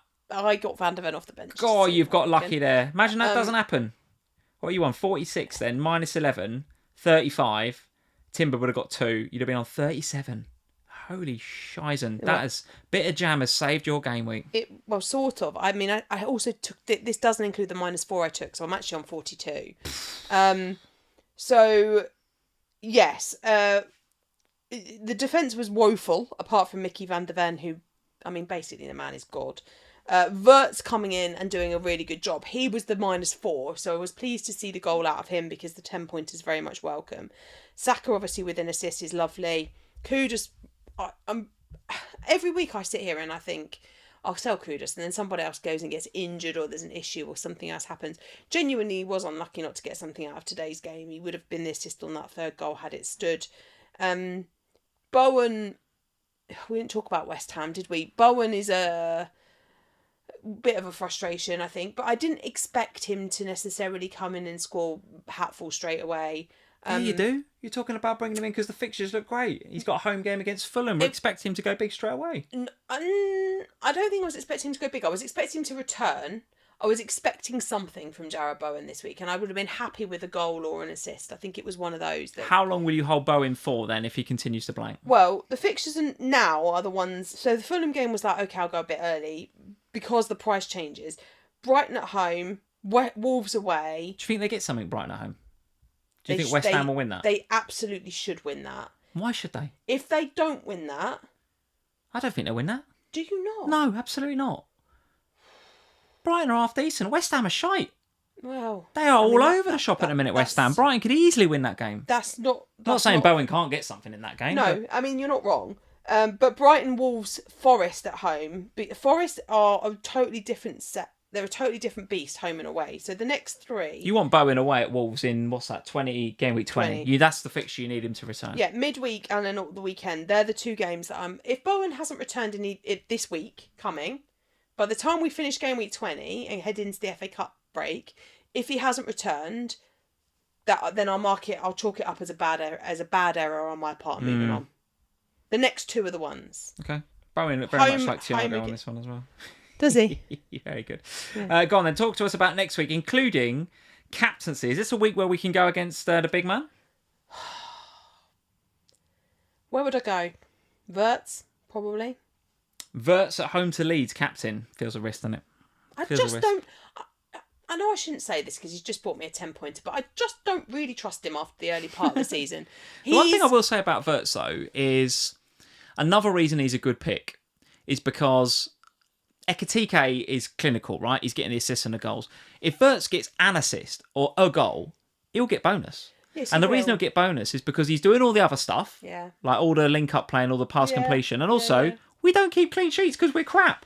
Yeah. So he will, like, a goal for Wirtz is an 8-pointer. Yeah. Wirtz feels to me like... I feel like with him, it's like getting back with your ex-boyfriend who's done, like, do you know what I mean? Like, you never really trust him again. Because he was rubbish the first few weeks? You've had a few, like, you've been out with this guy, you've had a terrible time of it, you break up because of it, and then in the sort of weird, like, I slightly miss you territory, you end up back there again.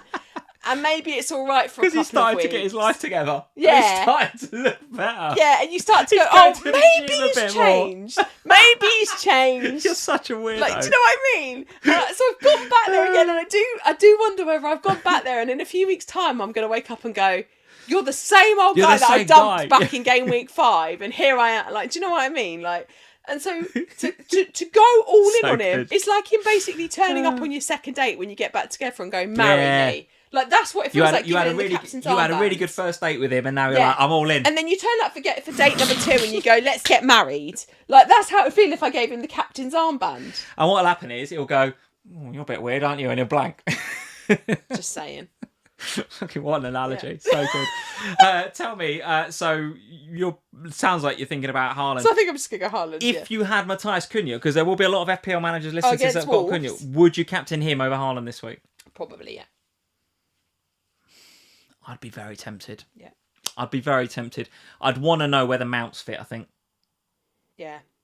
I'd want to know whether Mount's fit. We probably will hear that. We'll have pressers. We'll have a presser tomorrow. Maybe. Well, let's see. But yeah, Timber, I'm hoping plays. I don't know what I'm going to do with this team. Transfer-wise? Yeah. Right. I don't know whether I'm going to roll it. I hope if Timber's fit, if Arteta says, yeah, Timber's fine, I'll probably roll and have 2 for the weekend.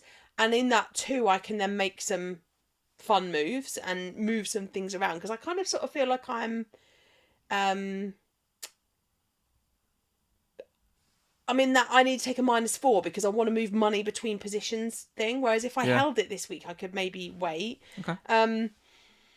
But if Timber's not fit, I do have a slight issue because my bench is just shocking. I've got to do something about this bench. Like, it's fine to have Guiu there, but Josh King losing his spot is a problem. Like, even if it was Potts there, it would be better because at least I would have something to come off it. I have got money in the bank. I've got 1.3 in the bank. Yeah. So 1.3 goes quite a long way to making improvements here. However, I want to use 1 million of it after midweek to go from Kudus to Rodgers. So you've got that as a bit of a banker transfer in your head. So in my head, I'm like, well, Kudus is going to be Rodgers. So unless I free up some money elsewhere, which I could do, so unless he could come down, Gay could come down, I could do Raya, and there's all sorts of things I'm thinking about. All right. But I feel a little unsettled, which is probably why I'll just play it through as long as Timber's okay. Well, as they say, sometimes in FPL, doing nothing is the right decision.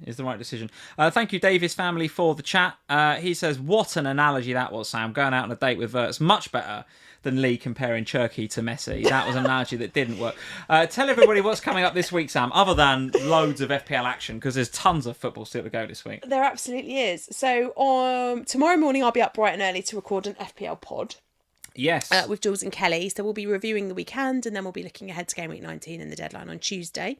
Then we'll be jumping in the car, jetting off to do a vlog with Yelena and Are we going to be on Yelena's channel? Should you plug Yelena's channel at this stage? Yes. So we will be absolutely featuring, I'm absolutely sure of this, in Yel's vlog. The camera will be relatively like this in Lee's face. I saw we got a chat with them too, like a WhatsApp. Yeah. I saw something about some sort of hot sauce challenge. Somebody on. I'm not keen. Somebody on Black Box wants us to do a hot sauce challenge. I'm not keen. Just saying. There's igloos involved. There's board games involved. There's going to be chaos. There's igloos involved. Yeah, there's igloos involved. God. So yeah. So if you don't follow Yelena, go and subscribe to her channel. Give us. What would you need to search on YouTube to find Yelena that FPL. Yelena FPL. Okay, so we'll be featuring on that. I think that video will be out Tuesday, just before the deadline. Then on Friday morning, you'll be able to catch Lee on the Fantasy Show. I'm going in the studio now. You're going to the studio. Let's go with FPL Salah. And Kelly. And Kelly, of course, yeah. But before she goes live with Lee, she'll be going on a pod record with me from the studios down there to record our second FPL show of the week. FPL pod of the week, rather. So we'll be getting another pod out to you on Friday ahead of the Saturday deadline. And then we'll be back on Sunday with our regular live stream ahead of me going to Sky next Tuesday. It is a jam-packed week. Bloody hell. And I think I'm also doing a Patreon call at some point next week with Kelly, who I think's been in the chat today. So I'm looking forward to having a catch up with her as well. Super duper. All right. Well, listen, football coming thick and fast. Deadlines coming thick and fast. The next deadline, I don't know, Hana Thursday, but the next deadline to be aware of, guys, is 6 p.m. UK time, Tuesday night. Yeah. Tuesday night, because we have Premier League football on Tuesday night. We then don't have anything on Monday. Wednesday. But then we do have more Premier League on Thursday. And then there's another deadline on Saturday morning. Oh my God, bloody hell. How many dates can we go on with Florian Wirtz in the meantime? By which time it'll be 2026, right? So by the time we will next see you, by the time we next see you, this time next week on FPL Family, and you won't miss us through the week, right? We've got bloody FPL show, pod this, pod that, Yellender's channel. We're going to be bloody everywhere. You're going to be sick of us. But by the time we next see you here, live from the FPL Family living room studio, it will be 2026. So if you are celebrating, Happy New Year to all of you. Thank you for all of your support in 2025. It has been a roller coaster year. This season in FPL continues to be really hard, really unpredictable, and really challenging. Some weeks I love it, some weeks I hate it, but for sure, it's going to be a very interesting second half of the season as we go into 2026. So have a great new year. We'll see you this time next Sunday when we'll look back at all of the week's action, because we'll have had 2 game weeks worth of football by then. Heaven knows what the ranks will look like. I hope I'm still in the top 1 million. And we will see you then, guys. Cheers. Bye, everybody. Oh, like and subscribe and all that stuff.